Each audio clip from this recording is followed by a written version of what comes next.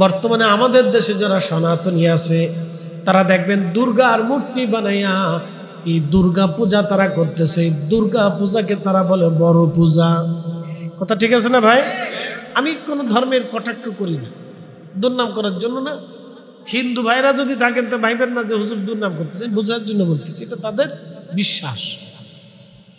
দুর্গার মূর্তি বানায়, কৃষ্ণার মূর্তি বানায়, শিবের মূর্তি বানায়, কালীর মূর্তি বানায়, লোকনাথের মূর্তি বানায়, এরপরে আপনার গণেশের মূর্তি বানায়, কার্তিকের মূর্তি বানায়, লক্ষ্মীর মূর্তি বানায়। এই সমস্ত মূর্তিগুলি নির্মাণ করে তারা সেজদার মধ্যে পড়ে যায়। লক্ষ্মীর মূর্তি বানায় বলে মা লক্ষ্মী তুমি আমাদেরকে বিদ্যা দাও। এরপরে আপনার দুর্গার সামনে সেজদায় পড়ে বলে মা দুর্গা তুমি আমাদেরকে নিরাপত্তা দাও, এটা দাও, সেটা দাও, এই দাও, সেই দাও।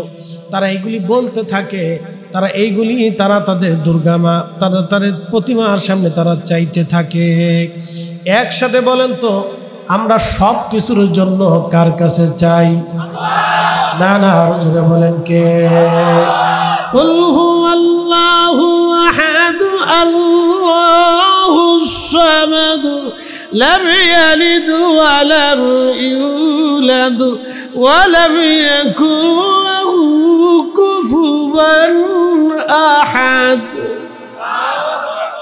মানুষ হইয়া ভবেতে আসিয়া মানুষের করিলাম কি?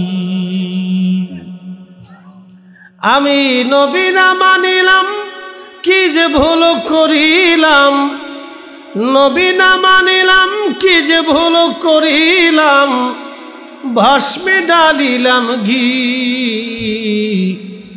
মানুষ হইয়া ভবেতে আসিয়া মানুষের করিলাম কি? আমার দিকে দেখান, আমি ছোট্ট একটা প্রশ্ন করি, জবাব দিবেন। আমার মাথায় কি আছে?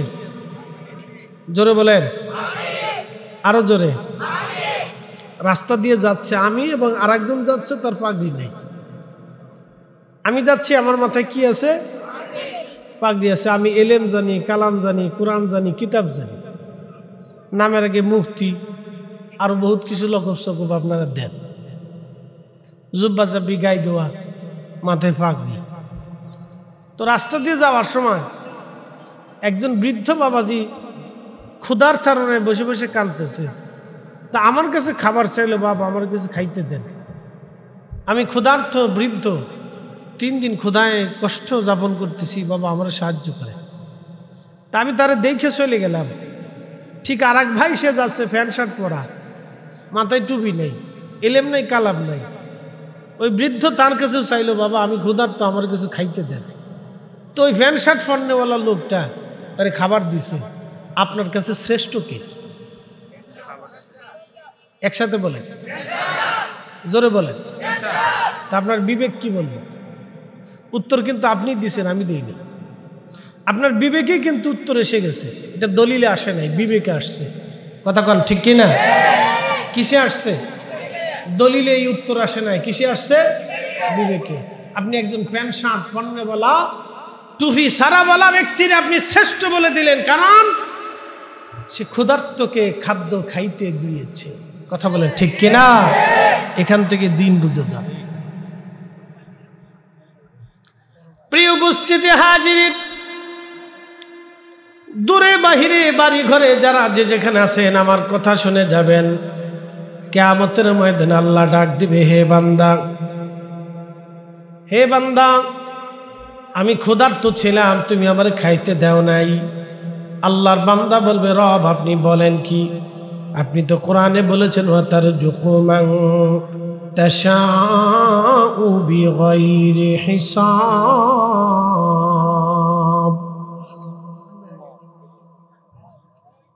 আপনি বলেছেন অগণিত রিজিক আমি যাকে খুশি তাকে রিজিকের মালিক আমি আল্লাহ বানায় দেই।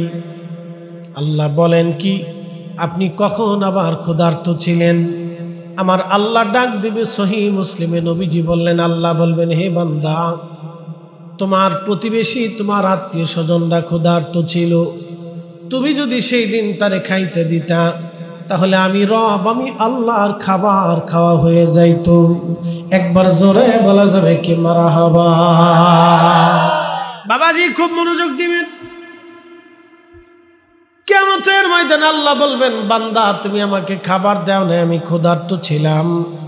আল্লাহর বান্দা ডাক দিবে, আল্লাহ বলো কি? তুমি তো রাজ্জাক, রিজিক দেনেওয়ালা, তুমি তো আমাদের তকদির সৃষ্টি করেছো, রিজিক তুমি সৃষ্টি করেছো আল্লাহ। তুমি আবার কখন ক্ষুধার্ত ছিলা? আমার রব ডাক দিয়ে বলবে, বান্দারে তোমার প্রতিবেশী, তোমার আপনজনেরা ক্ষুধার্ত ছিল, তুমি আমার ক্ষুধার্ত বান্দাকে যদি সেই দিন খাইতে দিতা, তাহলে আমি রব্বুল আলামিনের খাবার খাওয়া হয়ে যাইত। একবার জোরে বলা যাবে কি মারহাবা? আল্লাহর নবীর কাছে জিজ্ঞেস করা হলো, ইয়া রাসূলুল্লাহি আইয়ুল ইসলামি খায়রুন, ইসলামের মধ্যে উত্তম কাজ কি, ভালো কাজ কি, দয়া করে আপনি বলে দেন। প্রিয় নবী প্রথমেই বললেন, তুতঈমুত তাআম, তোমরা মানুষকে খাওয়াও। মারহাবা বলবেন না? সাহাবী জিজ্ঞেস করলেন, ইয়া রাসূলুল্লাহ ইসলামের মধ্যে উত্তম কাজ কি, দিনের মধ্যে ভালো কাজ কি? নবীজি বললেন, তুতঈমুত তাআম, তোমরা মানুষকে খাবার খাওয়াও। মানুষকে খাবার খাওয়ানোটা উত্তম কাজ। খুব ভালো মনোযোগ দিবেন। আল্লাহ কোরআনে বলেন, ইন্নাল্লাহা ইয়া'মুরু বিল আদলি ওয়াল ইহসানি ওয়া ইতাইযিল কুরবা। আমার রব বললেন, আমি আল্লাহ তোমাদেরকে হুকুম করলাম, তোমরা দুনিয়াতে ন্যায় প্রতিষ্ঠিত করবা, ন্যায় বিচার প্রতিষ্ঠিত করবা। একসাথে জোরে বলা যাবে কি মারহাবা? কি প্রতিষ্ঠিত করবে? ন্যায়। জোরে বলেন কি? ন্যায়, ন্যায়, ন্যায়, ন্যায়, ন্যায়। হক প্রতিষ্ঠিত করবা, ইনসাফ প্রতিষ্ঠিত করবা। ন্যায়ের মানদণ্ডকে তোমরা সমুন্নত করবা। শোনেন, 40 বছরে আল্লাহ নবীজির শানে কোরআনের আয়াত নাজিল হয় নাই, 40 বছরে কোরআন আসে নাই, কিন্তু নবী ছিলেন। কথা ঠিক আছে না? 40 বছরে কোরআন নাজিল হয় নাই। সৃষ্টির প্রথম থেকে আমাদের নবী নবী, লা শাকা লা রাইবা, সৃষ্টির প্রথম থেকে নবী আমাদের নবী। 40 বছর পর্যন্ত কোরআন আসলো না, 40 বছর পর্যন্ত শরীয়ত আসে নাই। শরীয়ত, নামাজ আসে নাই, রোজা আসে নাই, কালেমা আসে নাই, যাকাত আসে নাই, হজ আসে নাই, তাহাজ্জুদ আসে নাই, হালাল হারাম আসে নাই, ন্যায় অন্যায় কিছুই আসে নাই। 40 বছরে কোরআন শরীফের একটা অক্ষর আসে নাই, শরীয়তের একটা বিধানও 40 বছরে আসে নাই। তাহলে বলেন তো, এই 40 বছরে আমার নবীর কাজ কি ছিল? 40 বছরে কোরআন আসে নাই। কোরআন না আসে মানে কালেমা আসে নাই, কালেমা শরীয়ত আসে নাই, নামাজ আসে নাই, রোজা আসে নাই, হজ আসে নাই, যাকাত আসে নাই, তাসবিহ আসে নাই, তাহলিল আসে নাই, হারাম নাই, হালাল নাই। 40 বছরে আল্লাহর আইন বিধান কিচ্ছু জমিনে আল্লাহ রাসূলের কাছে আসে নাই। 40 বছর পর্যন্ত আল্লাহ নবীজির কাছে শরীয়ত পাঠান নাই। তো 40 বছরে নবীজির কাজ কি ছিল?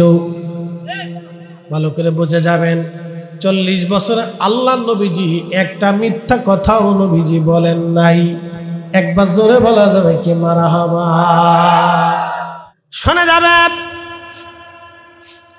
প্রিয় উপস্থিতি মা বোনেরা, ভালো করে শুনে যান।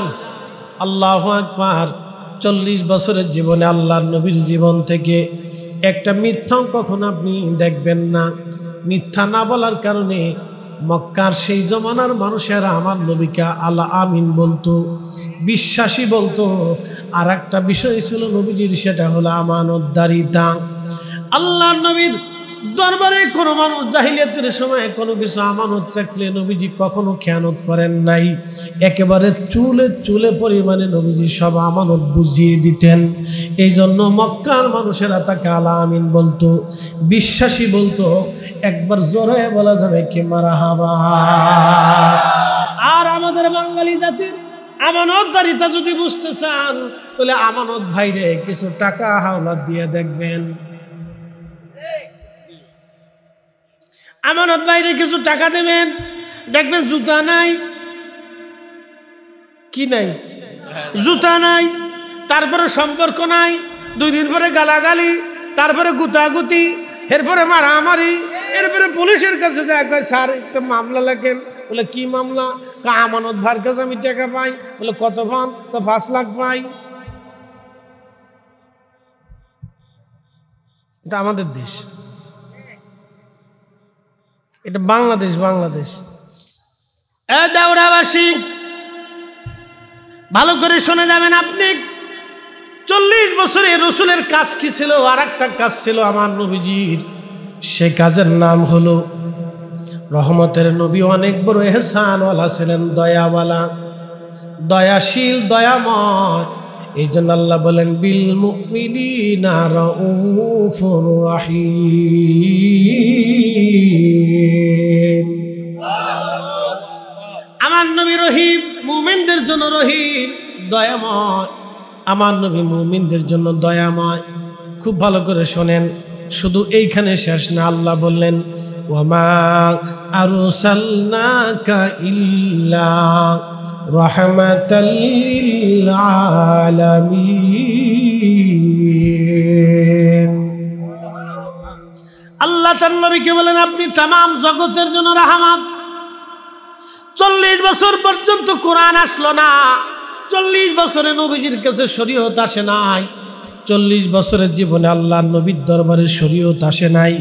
কিন্তু রসুলের কাজ কি ছিল? মিথ্যা বলেন নাই, আমানতের খেয়ানত করেন নাই, দয়াশীল ছিলেন। আল্লাহর নবী 40 বছরে অনুপম চরিত্রের অধিকারী ছিলেন। তিনি এত বড় আমানতদার, মানুষের হাতে গালা আমিন বলল। শুধু এইখানে শেষ না, হে দেওরাবাসী শুনে যান। আপনি রাহমাতুল লিল আলামিন একটা সংগঠন তৈরি করলেন। এই সংগঠনের নাম হলো হিলফুল ফুজুল। হিলফুল ফুজুল মানে এর সংগঠনের দায়িত্ব কাজ ছিল আল্লাহ নবী গোত্রে গোত্রে ভেজাল হতো। তখন কি পরিমাণে ভেজাল হতো শুনে যান। তখনকার দিনের মানুষেরা উটের পানি খাওয়া নিয়ে খাজরাজ এবং আউস গোত্রের ভিতরে যুদ্ধ শুরু হলো। উটরে পানি খাওয়ানো নিয়ে আউস এবং খাজরাজ গোত্রের মধ্যে যুদ্ধ শুরু হলো। এই যুদ্ধটা একটানা 40 বছর পর্যন্ত স্থায়ী হলো। 40 বছর ধরে 2 গোত্র যুদ্ধ করলো। শত শত মানুষ 40 বছরে মারা গেল, খুন খারাপি হলো। সামান্য পানি খাওয়া নিয়ে তারা যুদ্ধ বাঁধাইতো। আমার ফরিদপুরে মারামারি শুরু হইল, পরে জানা গেল সিঙ্গারা নিয়ে মারামারি।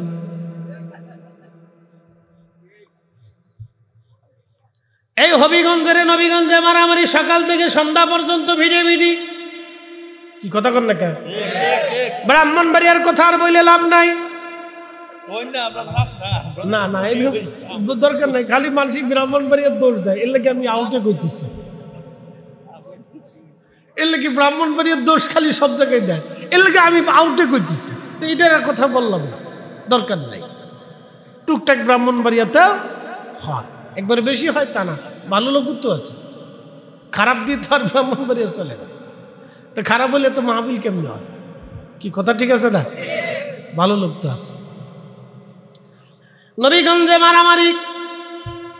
বাংলাদেশের এমন কোনো জেলা নাই, এমন কোনো থানা নাই যে থানায় জেলায় মারামারি না আছে। কি কথা কর না কেন? মারামারি কে নিয়ে লাগে?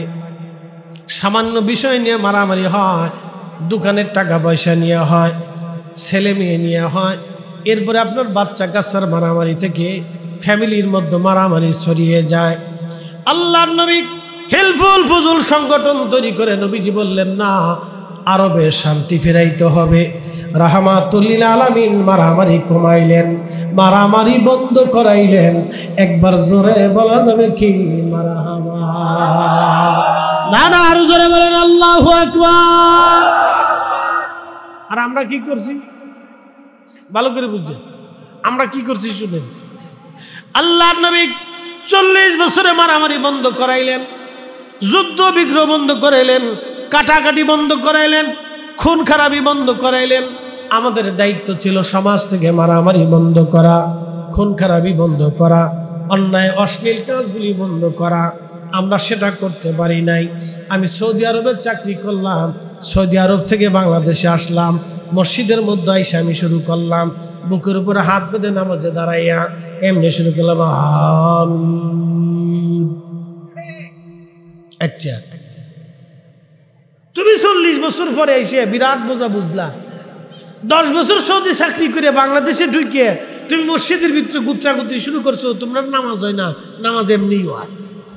আরে বেটা, তো তোমার বাপে নামাজ পড়ছে, সে নামাজের হালত কি হবে? তোমার দাদাই পড়ছে, তো দাদার নামাজের কি অবস্থা হবে? তোমার দাদের বাবাই বা বাপে পড়ছে, তাহলে তার নামাজ কি হবে? তার বাপে পড়ছে, তার নামাজ কি হবে? তোমার 14 পুরুষ এইভাবে নামাজ পড়ে গেছে, তাহলে তার নামাজের হালত কি হবে? আগে তোমার বাপের নামাজের চিন্তা করো, তারপরে তোমার নামাজের চিন্তা করো।